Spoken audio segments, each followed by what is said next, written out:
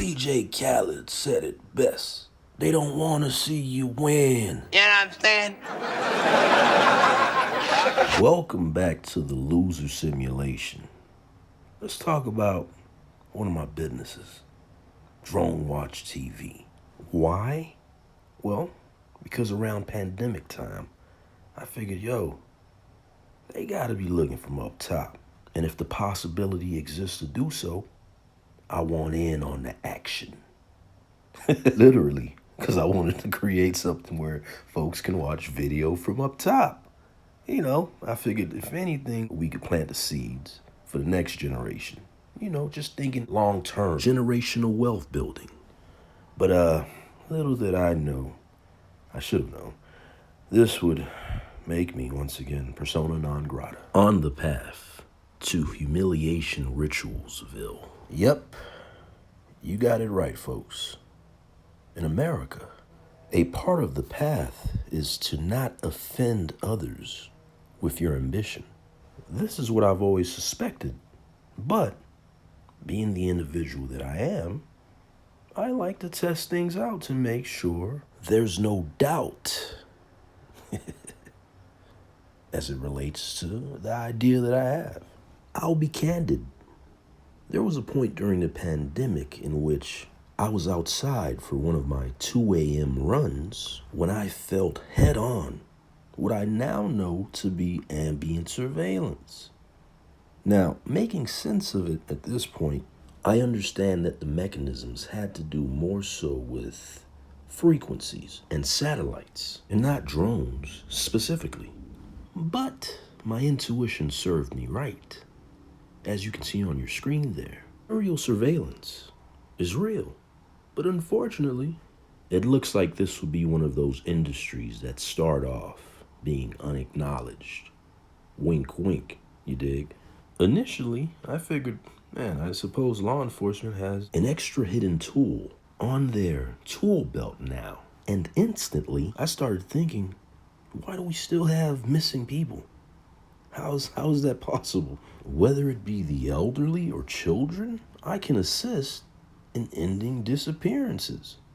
That'd be dope. So of course, being the backwards asinine loser that I am, decided to file the paperwork to create an official entity that I would call Drone Watch TV, aka Drone Watch. I created my logo, got a copyright, applied for a trademark, and commissioned one of my go-to companies to print out some huge bumper sticker-like items to place on a couple vehicles. The war in Ukraine had just begun, and society got an opportunity to see how drone video footage could be used in an on-the-ground warfare context. So I was like, this one might be another W. So I go and I create all the official accounts that'll allow someone to be able to get government contracts as it relates to Drone Watch TV. And of course, being the litigious man of the people that I am, I figured, if they watching from up top or have the ability to watch from up top, how has this not been presented in court yet? Keep in mind that even though I didn't decide to attend law school, we still got hip-hop legal / hip-hop lawyers on deck. So around this time, I'm watching a lot of the Supreme Court's oral arguments that were actually being broadcasted live during the pandemic.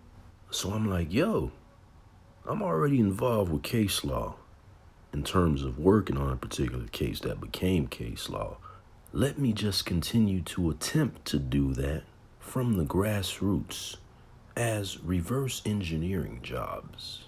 That'll bring me personal satisfaction. So I'm like, all right, let's put these banners on the top of the vehicles.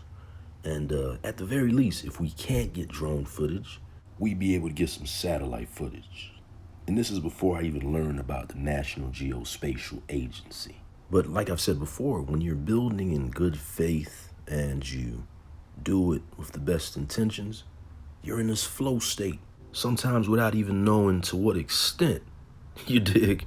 I'm like, so what I'll do is become a rideshare driver. And that way, I can meet different people, tell them about the business and the various projects we got going on.